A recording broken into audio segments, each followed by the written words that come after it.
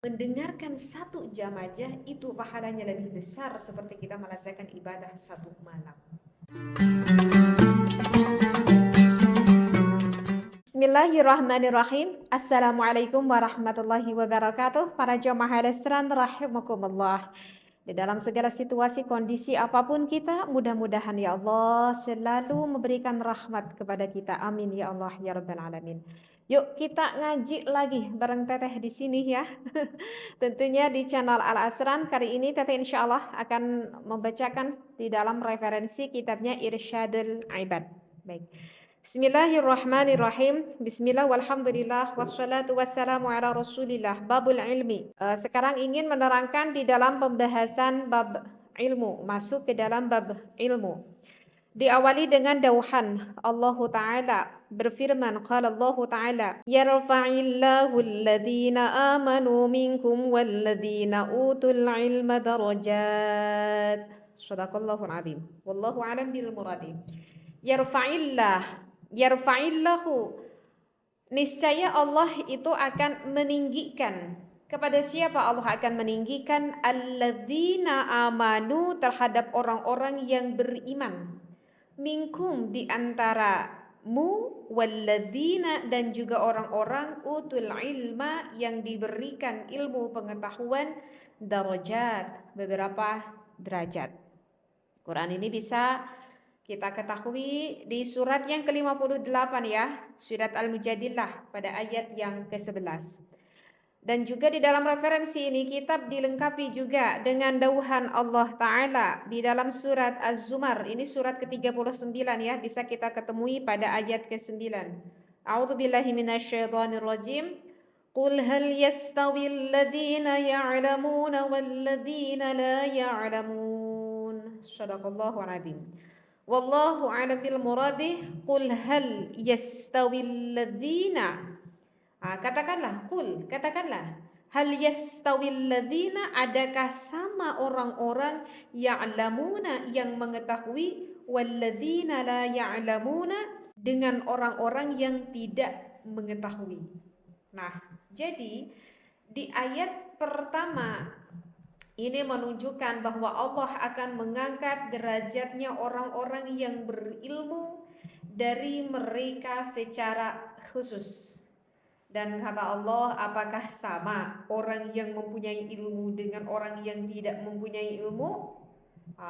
Pasti kita akan menjawab, la yastawiyani, tentu ya Allah tidak sama orang yang mempunyai ilmu dengan orang yang tidak mempunyai ilmu. Dari segi apapun itu tidaklah sama ya. Itu adalah ayat Quran yang menunjukkan kekuatan. Sekarang dilanjutkan dari dasar referensi hadisnya. Banyak sekali hadis yang bisa kita ketemui. Di sini dikatakan innal malaikata, bahwa sesungguhnya para malaikat itu tada'u, meletakkan ajnihataha, meletakkan apa? Sayap-sayapnya, li talibil ilmi, bagi orang yang menuntut ilmu, ridwan, karena ridho, bima yatlubu, dengan apa yang ia cari. Jadi kita nggak tahu ya, kalau misalkan kita ngaji gitu ya, kita nggak bisa melihat oleh kasat mata kita bahwa ternyata kalau orang yang baru selesai ngaji, bahwa kalau orang yang ngaji, ternyata malaikat-malaikat itu meletakkan sayap-sayapnya penuh dengan berdoa, mengharapkan kita mendapatkan ampunan dari Allah Subhanahu wa Ta'ala. Cuman kita nggak nyadar aja ya. Bahkan Imam Ad-Dailami meriwayatkan di dalam ini hadis dari Sayyidina Ibnu Abbas, talabul ilmi sa'atan khairun min qiyami lailatin. Kalau kita menuntut ilmu enggak lama, cuman 1 jam aja. Kita ngaji enggak lama, 1 jam. Tapi kalau ngaji 1 jam itu perasaan agak lama ya.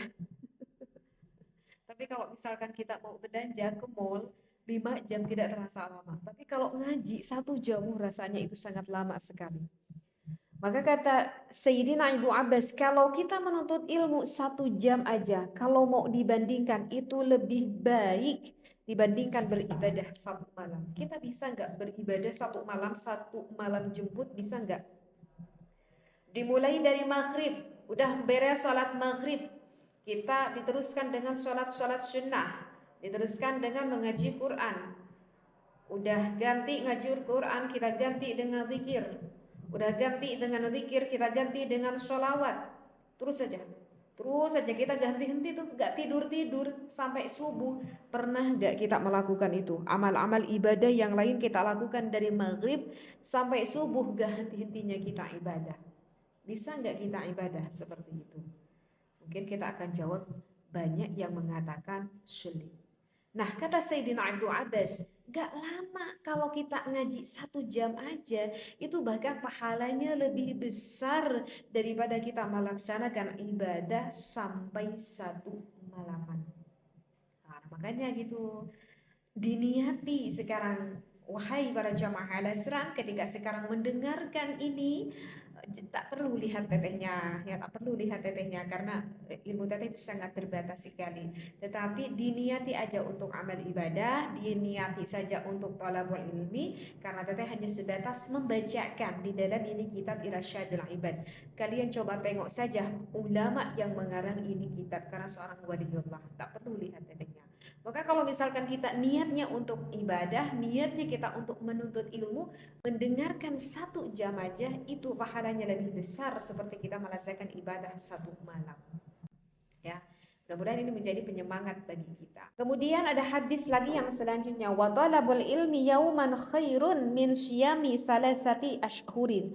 Kalau kita menuntut ilmu sekarang enggak 1 jam, sekarang lebih lama, 1 hari penuh kita menuntut ilmu, maka pahalanya seperti berpuasa 3 bulan. Kita berpuasa 1 bulan Ramadan aja kayaknya udah pengen cepat-cepat berhenti. Ya, baru tanggal 15 kita udah nengok terus ke kalender, nengok terus ke kalender, baru tanggal 10, baru tanggal 15, sepertinya pengen cepet berhenti ya, ini sebagian orang. Rasanya kok lama ini ya puasa 1 bulan, itu pahalanya Masya Allah, tabarakallah, bukan besar lagi, besar-besar dan besar sekali pahalanya 1 bulan di bulan Ramadan. Nah ini kalau kita ngaji 1 hari, itu bahkan pahalanya itu sampai 3 bulan seperti kita melaksanakan puasa. Berarti lebih dong ya dari seperti 1 bulan Ramadan. Ya kalau misalkan kita sulit ya minimal tadilah yang 1 jam kita paksakan ya. Karena kalau ini mungkin ini agak yang cocoknya untuk para kiai, mungkin ya untuk para santri, mungkin ini tuh cocoknya. Karena memang masa-masanya apa tuh masa-masanya belajar. Tapi kan kalau kita yang sudah berumah tangga, mungkin ada kewajiban-kewajiban yang lain juga yang harus dilakukan. Kalau misalkan seorang ibu yang mungkin harus mengurus rumahnya, ya kan, harus mengurus anaknya, mengurus suaminya, dan begitu juga kalau suami harus menafkahi keluarganya sehingga harus keluar dari rumah untuk mencari nafkah, gitu ya. Maka di dalam kesibukan apapun itu, luangkanlah sebagai seorang suami itu apalagi, dan juga ajaklah istrimu untuk melaksanakan ngaji seperti itu ya, kumpul di madrasah bersama para tetangga, teman-teman kita, kemudian ada kiai di depannya yang mengajari kita, itu sangat lebih baik lagi seperti itu. Kemudian di sini ada dari Imam At-Tirmidzi meriwayatkan ini hadis dari Sayyidina Sakhbarah, man talabal ilma kana kafaratan lima madha. Siapa saja, ini siapa saja ya, siapa saja yang menuntut ilmu, maka adanya hal itu adalah sebagai pelebur bagi sesuatu. Maksudnya sesuatu di sini adalah dosa-dosa yang mana 5 madha, dosa-dosa yang telah lalu. Ya karena kita manusia, ya enggak ada tuh ceritanya kalau manusia itu benar terus ya. Sebagaimana adimnya itu agak sulit sekali kalau manusia itu benar terus. Karena kan kita bukan sosok malaikat yang tidak mungkin benar terus ya. Kecuali kalau para rasul itu kan memang sudah dimaksum oleh Allah. Atau misalkan kita gak mau kan, kita juga dosa terus, karena kan kita bukan setan, kita kan bukan iblis. Tapi betul terus juga itu sepertinya sangat sulit sekali, karena kita bukanlah juga malaikat. Maka wajar jika manusia melakukan dosa. Hikmahnya agar kita bisa bertaubat kepada Allah, hikmahnya agar kita menyadari bahwa kita adalah manusia yang hina di depan Allah Subhanahu wa Ta'ala. Kata Sayyidina Sakhbarah, kalau kita yang senang sekali ngaji, sekarang kita dosa kan terkadang kita itu dosa itu kan dosa, ada yang kita sadari, ada yang tidak kita sadari, ada yang disengaja, ada yang tidak disengaja, ada dosa besar, ada dosa kecil, ya kan, seperti itu. Misalkan kita keluar dari rumah, kita gak bermaksud dalam hati kita itu mau melakukan dosa. Naudzubillah, gak bermaksud sama sekali ya Allah. Tahu-taunya keluar dari rumah kok aku lihat ada seseorang yang lewat gitu ya. Misalkan kita lihat agak tampak aneh, kemudian hati kita berkata, kok itu orang agak aneh ya, kok itu orang kok begini ya, kok orang itu kok begitu ya. Meskipun bibir kita tidak berkata, tetapi hati kita yang berkata. Nah itu juga kan sama, termasuk dosa. Meskipun terkadang kita gak sadar kalau itu dosa, hatinya yang berkata, ya. Kemudian kita ketemu lagi dengan orang, dengan tetangga, kita sahut-sahut, sapa-sapa, ngobrol-ngobrol, ujung-ujungnya tanpa kita sadari ngobrolin tetangga yang lain, ngobrolin saudara kita yang lain, gak sadar kan. Padahal gak bermaksud awalnya kita mau menggibah misalkan. Nah itu terkadang kita bisa ketemui dimanapun, kapanpun yang namanya dosa seperti itu. Nah kalau orang yang menuntut ilmu sekarang nih kita dosa nih, ya. Barusan aja jam 5 sampai jam 6 udah kita melakukan dosa, hati kita yang buruk lah, ya. Berhasudlah, berdengkilah atau apalah, atau kita mencibir orang lah misalkan. Ketika maghrib kita mengaji, maka dihapuslah dosa yang sebelumnya. Seperti itu. Nah, makanya kalau orang yang lebih sering menuntut ilmu, kata ini Sayyidina Sakhbarah, maka dosa hapus, dosa hapus, dosa hapus. Itulah hikmahnya orang-orang yang sering atau yang senang menuntut ilmu. Maka mudah-mudahan kita termasuk orang yang memang sangat mencintai untuk menuntut ilmu. Ya enaknya seperti itu. Seperti itu ya. Tapi bukan berarti kita sengaja dosa ya. Karena sengaja dosa itu benar-benar harus bertaubatan nasuha. Kalau yang sengaja kan banyak sekali kita melakukan dosa yang tanpa disengaja, dan bahkan kita tidak sadar kalau barusan aku dosa ya, seperti itu. Nah, itu akan dihapus oleh Allah. Kalau kita ngaji, hapus oleh Allah, dihapus oleh Allah. Nah, itulah kelebihannya dari orang yang mencari ilmu. Kemudian dilanjutkan lagi, wasyayrazi an Aisyah radhiyallahu taala anha. Ini dari Siti Aisyah radhiyallahu taala anha. Man intaqala liyata'allama ilman ghufira lahu qabla ay yakhtua. Kata Sayyidatina Aisyah, siapa saja yang berpindah untuk mempelajari sebuah ilmu, maka diampuni baginya qabla ayyahtua, bahkan sebelum ia melangkah udah diampuni. Ini makanya kelebihannya para santri kalau misalkan meninggal itu sudah masuk ke dalam meninggal mati syahid, ya. Kalau kita punya anak lagi pesantren, kita pesantrenkan ketika sedang ngaji bertalabul ilmi di pesantren, meninggal, sakit, meninggal, matinya syahid, itu para santri. Ya kenapa?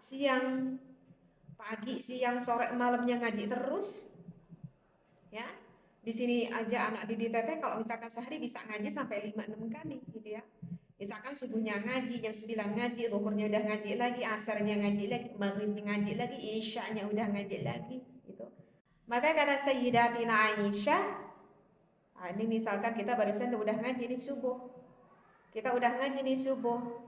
Jadi yang disampaikan oleh Sayyidatina Aisyah, kalau misalkan ini sang santri itu barusan ngaji nih ketika subuh, ya, nanti jadwal ngaji lagi misalkan jam 9, nanti jadwal ngaji lagi misalkan jam 9 pagi, gitu ya. Nah, sebelum ini ngajinya tuh belum, tapi ini para santri udah siap-siap nih jam 9 jadwal ngaji yang kedua. Baru melangkah aja, belum dibuka aja kitabnya, belum mendengarkan ajengannya, ngajinya, udah diampuni tuh oleh Allah. Dosa yang sebelumnya ia dilakukan udah diampuni itu oleh Allah. Padahal belum dia mendapatkan ilmunya, belum, baru melangkah Allah udah ngampuni. Apakah kita tidak tergiur dengan begitu besarnya pahala yang akan Allah berikan kepada kita? Tetapi kenapa? Padahal ini hadisnya berpuluh-puluh, beratus-ratus yang disampaikan di dalam kitab-kitab, tetapi banyak sekali orang yang tidak tergiur untuk mengaji. Memang secara hakikatnya surga sangat mahal sekali. Apa yang kita harapkan? Hidayah dan taufik Allah Subhanahu wa taala yang sangat mahal. Maka kali ini yang sedang mendengarkan ngaji, bersyukurlah kepada Allah, secara hakikatnya ini Allah yang menjurung kepada kita. Ya, seperti itu. Nah, ini memang benar ini. Di dalam Irsyadul Ibad sangat banyak sekali ini hadis, banyak sekali hadis yang berhubungan dengan ilmu, ya. Wabnu Asakir wa Dailami an Ibni Abbas radhiyallahu anhuma. Sekarang dari Imam Ibnu Asakir dan Imam Ad-Dailami meriwayatkan dari Sayyidina Ibnu Abbas radhiyallahu anhuma, khuyyira Sulaiman alaihi salam bainal mali. Ini Nabi Sulaiman alaihi salam diberikan pilihan nih antara harta wal mulki, kerajaan, wal ilmi dan juga ilmu. Fakhtaral ilma. Maka apa nih yang dipilih nih oleh Nabi Sulaiman alaihi salam? Apa yang dipilih oleh Nabi Sulaiman alaihi salam? Nabi Sulaiman alaihi salam itu disodorkan oleh Allah ada tiga perkara. Yang pertama itu ada harta, yang kedua itu ada kerajaan, dan yang ketiga itu ada ilmu. Kita bayangin kepada kita, andaikan kita adalah menjadi sosok seorang Nabi Sulaiman, kita bayangin pada kita, ya. Kita kalau misalkan laki-laki sebagai seorang suami, kalau sebagai seorang istri mungkin ada suami nih di depan kita nih ya. Misalkan kita yang bernama Bapak Ujang aja deh biar simpel nih. Bapak Ujang nih cerita nih. Kebetulan ini Bapak Ujang adalah sosok seorang yang cukup fakir, yang sangat sulit sekali untuk mendapatkan uang misalnya ya, dikarenakan fakir. Kebayangkan kalau fakir itu bagaimana ya? Apakah wajar jika ia membutuhkan uang? Sangat wajar sekali karena ia fakir. Ujung-ujung itu ada tiba nih seseorang, mungkin temannya siapa aja deh, atau saudaranya atau siapa aja nih, datang bersilaturahmi kepada kita nih, Bapak Ujang. Pak, ini aku punya hadiah sesuatu untuk Bapak. Mungkin hadiah ini sangat bermanfaat dan mungkin sangat dibutuhkan sekali oleh Bapak pada saat ini, Pak Ujang. Apa hadiahnya nak? Misalkan kata Bapak Ujang. Ini di depan Bapak Ujang tuh ada 3 kotak. Yang pertama, ini kotak adalah berupa harta. Bayangin, kalau kita menjadi sosok Pak Ujang yang di depan kita tuh ada harta, gak terlalu banyak. Ini Pak Ujang ada uang, gak banyak. Ya paling juga cuma 3 M aja. Itu kalau menurut kita tuh 3 miliar itu besar apa kecil? Tergantung ya. Tapi kalau menurut Nabi Sulaiman itu 3 miliar itu mungkin ya sangatlah kecil sekali ya, karena kerajaan Nabi Sulaiman aja itu dibuatnya dari emas dan berlian. Mungkin 3 miliar itu mungkin untuk membeli bantalnya aja kali ya. Dan mungkin kalau menurut Nabi Sulaiman itu sangat kecil sekali itu 3 miliar. Kalau bagi kita mungkin itu udah sangat buah melimpah. Ini Pak, di depan Bapak ini ada uang 3 miliar. Ini kotak yang pertama. Untuk Bapak, kalau Bapak butuhkan monggo silakan. Udah terlalu banyak uang Pak. Ini ada kotak yang kedua. Ini kotak yang kedua ini adalah kalau kerajaan itu terlalu tinggi ya ngehalunya. Ini kotak yang kedua. Kebetulan aku punya perusahaan. Bagaimana kalau misalkan sekarang Bapak itu akan diberi jabatan oleh saya sebagai manajer utama misalkan, yang mana pabrik saya itu mempunyai karyawan ribuan Pak.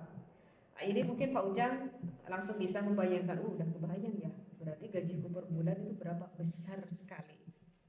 Kemungkinan besar sekali karena aku dikelaskan di jabatan yang cukup tinggi di perusahaan. Berarti berupa jabatan ya atau kerajaan. Nah, kalau ini kotak yang ketiga Pak Ujang, ini kotak yang ketiga itu ilmu isinya. Tapi ketika dibuka Pak Ujang, ini ilmunya masih kosong. Karena kalau mau cari ilmu itu nggak bisa instan. Kalau misalkan ini uang 3 miliar dan juga pekerjaan yang sekarang akan Bapak tempati, itu besok bisa langsung saya berikan. Jabatan itu besok Bapak kerja, sekarang uang saya bawa. Tapi kalau ilmu sayang Pak, nggak bisa instan. Kalau Bapak pengen dapat ilmu, Bapak harus cari dulu. Carinya tapi harus Bapak cari sendiri. Bapak harus cari ilmu dulu, Bapak bisa mencari kemanapun. Tapi ini kalau Bapak pengen ilmu, ini Bapak harus cari sendiri. Nah kalau kita sekarang yang mendengarkan menjadi sosok Bapak Ujang, kita tuh mau milih yang mana?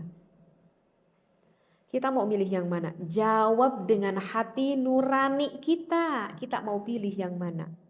Ini kebetulan kitanya fakir, kebetulan kitanya lagi butuh uang. Mungkin secara logika akal, ini Bapak Ujang kebetulan lagi fakir, kebetulan lagi sangat membutuhkan uang. Ini sepertinya Bapak Ujang kalau tidak memilih nomor 1, ya memilih nomor 2. Karena saat ini aku lagi membutuhkan uang atau saat ini aku lagi membutuhkan pekerjaan. Mungkin kita akan memilih itu, nomor 1 atau nomor 2. Tetapi apakah kalian tahu apa yang dipilih oleh Nabi Sulaiman alaihi salam? Nabi Sulaiman lebih memilih fakhtaral ilma.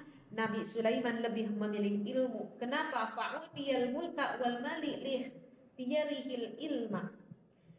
Karena beliau Nabi Sulaiman memilih ilmu, akhirnya dari sababiah ilmu itu Allah mengkaruniai kerajaan dan juga harta. Seperti itu.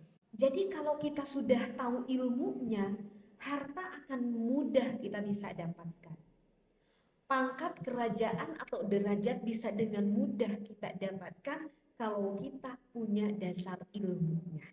Harta bisa habis, pangkat bisa turun, bisa lenyap. Tetapi ilmu tidak akan habis. Justru ilmu bisa kita wariskan. Ya, sekali lagi, justru ilmu bisa kita wariskan. Kita punya ilmu, bisa membaca surat Al-Fatihah. Kita ajarkan kepada anak kita surat Al-Fatihah, membacanya yang benar sesuai dengan ilmu tajwidnya. Ya, udah itu anak kita ngajarin lagi ke anaknya, berarti ke cucu kita mengajarkan surat membaca Al-Fatihah yang baik yang benar sesuai ilmu tajwidnya. Bahkan ini bisa diwariskan ini ilmu dan tidak akan habis-habis. Bahkan setelah kita wafat pun ini warisan akan terus mengalir pahalanya kepada kita yang sudah ada di alam kubur, yang sudah di alam barzakh. Ini pintarnya Nabi Sulaiman, meskipun sulit ilmu dicari tapi lebih memilih ilmu, akhirnya kerajaan didapat, harta pun didapat. Ini adalah sosok seorang rasul yang pintar. Jadi tidak ada diceritakan seorang nabi, seorang rasul satu pun yang bodoh, tidak ada. Karena sifat wajib bagi rasul itu memiliki sifat fatonah, memiliki sifat yang pintar. Berarti itu menunjukkan bahwa ilmu cukup derajat yang sangat tinggi sekali. Ya, mudah-mudahan kita tidak menjadi seperti Bapak Ujang yang ujung-ujungnya memilih nomor 1 atau memilih nomor 2. Mudah-mudahan kita bisa tepat memilih di dalam kehidupan seperti Nabi Sulaiman, bahwa ilmu adalah suatu hal yang utama. Baik, ada satu lagi ya. Sebetulnya masih banyak ini hadis, cuma ada satu lagi hadis yang ingin saya bacakan saat ini. Wa Tabrani an Abi Umamah, sekarang dari Imam At-Tabrani meriwayatkan dari Sayyidina Abi Umamah, ayyuma nasha'a fi talabil ilmi wal ibadati hatta yakbura. Jadi di sini dikatakan pemuda mana saja yang beranjak dewasa hendak mau bermaksud menuntut ilmu dan beribadah, terus ia beribadah dari ilmu tersebut sampai ia dewasa, maka a'tahullahu yaumal qiyamati, maka Allah pasti memberinya di hari yaumal qiyamati, di hari kiamat, sawaba, akan pahala, bahkan itu pahalanya besar sekali, sawabat naini wa sab'ina siddiqan, pahalanya itu sama seperti 72 orang yang siddiq. Orang yang siddiq itu orang yang begitu benar sekali akan keyakinannya. Ya. Jadi makanya ini juga bisa menjadikan salah satu referensi kenapa kita harus menghantarkan anak kita pergi ke pondok. Bukan berarti kalau kita menghantarkan anak kita pergi ke pondok berarti tidak boleh untuk mencari ilmu-ilmu drigamanya. Boleh, boleh. Yang diperintah oleh Allah itu sebetulnya bukan ilmu agama saja, termasuk ilmu drigama pun jika itu bertujuan untuk akhirat, yaitu ujung-ujungnya akan baik. Ujung-ujungnya akan baik. Tetapi Allah mengingatkan kepada kita, oke, kita boleh belajar ilmu drigama, tetapi yang agama itu harus menjadikan landasan pokok yang utama. Karena jangan sampai ketika orang mencari ilmu drigama kemudian dia menjalani hidupnya tanpa dia mengenal akan Tuhannya. Karena banyak sekali orang pada zaman sekarang itu yang lebih menatapi hidupnya itu berdasarkan logika akalnya. Kebanyakan orang seperti itu pada zaman sekarang. Na'udzubillah. Jadi di dalam kehidupannya itu dia berpikir berjalan dengan logika akalnya. Seperti itu. Itu sosok orang-orang yang memang tidak mengenal siapa Allah dan juga siapa Rasulnya. Kemungkinan besar yaitu tidak dikenalkan oleh orang tuanya siapa Allah dan juga siapa Rasulnya. Jadi wahai para orang tua semuanya, ingat ya, kalau ngaji itu memang udah suatu kewajiban. Kalau kita mengenal Allah, kalau kita mengenal Rasul, itu memang sudah suatu kewajiban. Yang mau tidak mau wajib tahu. Sekali lagi, yang mau tidak mau wajib tahu. Alasan apapun itu, kecuali alasannya seperti ini. Kecuali kalau alasannya ada seseorang yang kebetulan matanya gak bisa melihat, bibirnya tidak bisa mengucap, telinganya tidak bisa mendengar. Itu nggak apa-apa. Kalau nggak tahu ilmu agama itu nggak apa-apa, karena mau masuk ilmu gimana? Matanya aja nggak bisa melihat, telinganya aja nggak bisa dengar. Mau masuk ilmu lewat mana? Sulit, nggak apa-apa. Karena itu sudah tidak termasuk orang yang mukallaf, karena tidak selamat dari panca indera. Atau misalkan kita ketemui sosok orang yang kebetulan sakit apa? Sakit fikirnya, maaf setengah gila atau ya gila lah. Ya mau mengajarkan bagaimana bagi orang yang gila, karena dia itu tidak mukallaf. Karena kan orang mukallaf itu baligh dan mempunyai akal yang sempurna. Nah maka kalau kita gak mau ngaji, ya udah kita minta berdoa aja kepada Allah, ya Allah aku jadikan aja orang gila. Wong aku gak mau ngaji, mau nggak? Oke, kita jawabnya gak mau. Nah makanya seperti itu ya. Jadi gak ada alasan, sibuk gak ada alasan, repot nggak ada alasan. Yang namanya ngaji wajib sampai apa? Minal mahdi ilal lahdi, dari lahir sampai kita mau meninggal, sampai kita sakaratul maut. Makanya ketika sakaratul maut, Allah Allah Allah Allah yang diucapkan, kalimat tauhid terus yang diucapkan. Ketika lahir sang bayi diadzankan, diikomahkan oleh bapaknya, karena lahir mengenal Allah, wafat menuju ke wafat mengenal Allah. Kalimat tauhid wajib. Tapi bukan berarti kita tidak diperbolehkan untuk menuntut ilmu drigama. Boleh. Apakah ilmu drigama selain dari agama itu bisa menjadi ladang amal akhirat? Bisa jadi ladang amal akhirat. Yang penting kita tujuannya ya bertujuannya ke akhirat. Ya, contoh sekarang ini kayak Teteh nih. Dulu Teteh benar-benar adalah sosok seorang ibu rumah tangga dulu. Tapi sekarang Teteh agak sedikit merambah ke bisnis. Alhamdulillah kan Teteh dan juga tim dan juga suami dan tim lainnya ini alhamdulillah mempunyai produksi sendiri. Teteh tuh berjualan kopi kesehatan ya. Mungkin ini yang di depan kalian ini kalian udah tahu ya, ini produksi dari alas Ranalang Jagat sama Alanang Godek. Ini kan kopi kesehatan untuk memperbaiki sistem saraf dan pengaliran darah. Nah, mau tidak mau ya di dalam kita menjalani suatu hal apapun itu harus sesuai dengan kadar ilmunya. Nah, makanya sekarang Teteh juga sedikit-sedikit mendalami ilmu-ilmu yang berhubungan dengan bisnis. Apakah itu bisa menjadi ibadah? Bisa menjadi ibadah, tergantung niat kitanya. Apakah kita niat mempelajari ilmu bisnis semata-mata hanya untuk kesenangan duniawi saja? Apakah kita mempelajari ilmu bisnis hanya semata-mata untuk melajur hawa nafsu saja? Atau ada urusan untuk akhirat? Kalau ada niat urusan baik untuk akhirat, maka menuntut ilmunya itu di dalam ilmu berbisnis akan menjadi ladang amal ibadah. Tapi kalau semata-mata kita berniatnya hanya untuk memperkaya diri, melajur hawa nafsu kita, tentu itu tidak akan berubah menjadi amal ibadah atau amal akhirat. Maka mau apapun itu kita kembalikan lagi kepada niat dari awal. Ya.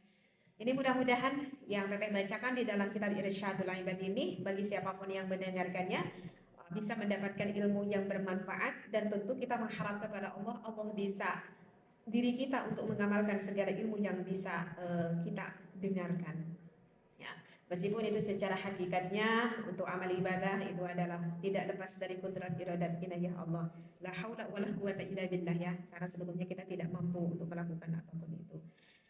Oke, mungkin di sini aja. Wallahu a'lam. Wassalamualaikum warahmatullahi wabarakatuh.